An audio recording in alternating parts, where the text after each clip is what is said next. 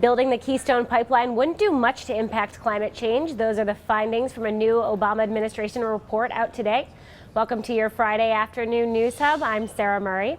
The hotly debated pipeline would carry oil from the Canadian oil sands to Gulf Coast refineries. Joining us with more details on this new report is WSJ reporter Alicia Mundy. Hi, Alicia. Hi, Sarah. So why did the report conclude that it wouldn't really make much of a difference? It was careful not to specifically say it won't impact climate change.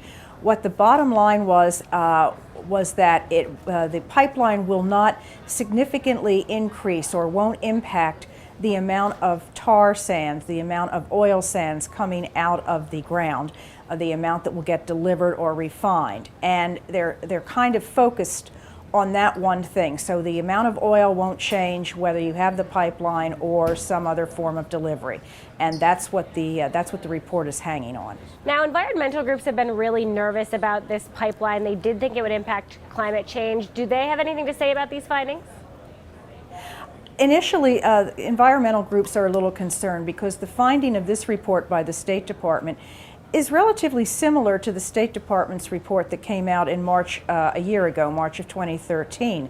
And that report was pretty soundly criticized by the Environmental Protection Agency for, among other things, sort of substituting rail for pipeline and saying, in the end, whether you have railways or pipeline delivering the oil, you're not going to see an explosion of oil production just because you have a pipeline. And in fact, this report is kind of hedging in that direction. And Republicans have really been pushing hard for this pipeline. And, you know, with this report saying, hey, we're going to get the oil one way or another, I mean, are they putting even more pressure to get this thing built? Oh, yes. This afternoon, a number of Republicans spoke up in favor of making a decision now. The process is that this is the environmental review from the State Department, and then it goes to Secretary of State John Kerry, but ultimately the President will be making the decision. So with that in mind, Senator Mitch McConnell and other Republicans today called for the President to just cut to the chase here, skip 90 days more of deciding whether this is in the national interest, just cut to the chase and get the pipeline done. And they were joined by a number of pro-pipeline Democratic senators, including Mary Landrieu of Louisiana. Now, as you guys in Washington know, most things there do not move very quickly. Is there any sign of when there might finally be a decision on this pipeline?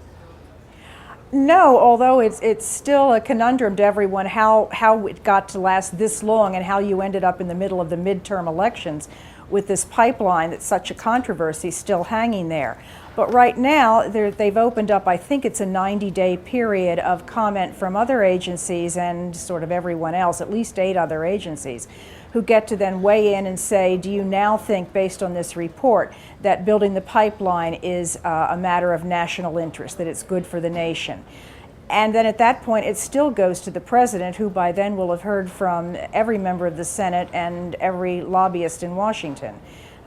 So I don't expect anything to really move this quickly. It hasn't moved now. I don't think this report today is suddenly going to push the President over the edge on this. All right, Alicia Mundy, we're going to leave it there. Thanks for joining us. Thank you.